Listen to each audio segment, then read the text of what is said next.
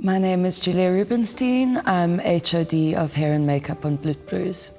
I think what was so interesting about the process of Bloedbroers was the fact that we were telling one story of 8 people within this period in South Africa, but each character was so distinct. Gerard was more like a man of the house. He was more that kind of family connection, although there was a lot of drama that revolved around him, which was something we brought out in his hair color.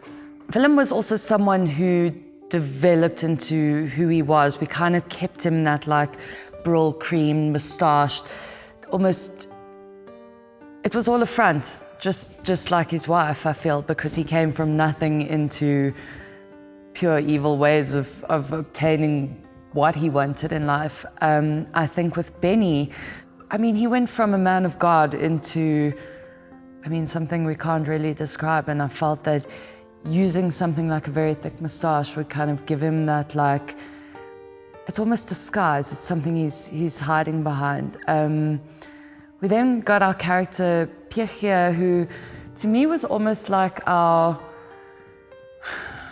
modern day hipster. He was our artist. He was very free. We kind of never constricted him with any kind of facial hair or any kind of like solid hair looks. Suki, I kind of went all out. She was that girl that would go to no ends to find different makeup and glam herself up constantly. Ingrid's character I kept very strong, very simple and strong, clean lines. I kept quite a bob look on her, which I felt makes quite a strong feminine look. Jacqueline was a very, as I said, she was one of those women who was there for her husband. She would wake up in the morning and that was her. Pin her hair up quickly and there she was. She wasn't a woman who had time to sit and preen herself every morning. Inna obviously now came from a very different world to the other girls. She came from a very privileged background. She was one of those girls who, from a very young age, was taught how to look. What was fun about her was that she was kind of so together in the beginning, and towards the end she just started to unravel and completely break down, which was nice to show in her makeup and her hair too. I think by far this was one of the most challenging projects to pull off hair and makeup wise, purely because it was not just an era thing, it was an age thing.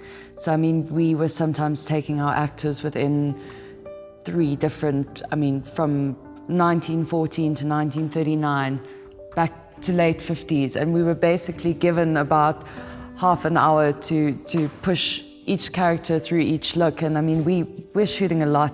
The pre-production time for me was now trying to figure out how to take looks where, say, finger waves and pin curls, which took women, 3 hours to do them themselves. I now had to create those looks within 20 minutes. I had great assistants who were there pulling and prodding the skin to help me kind of age it, and I think the actors themselves went through a hell of a lot. You know, the cameras we work with these days are quite restricting as far as how far you can push makeup, so we had to keep it as subtle as possible, use little things like moustaches and wigs, which kind of like created subtle looks and kind of enhanced the era that we were kind of trying to portray, and that helped a lot too.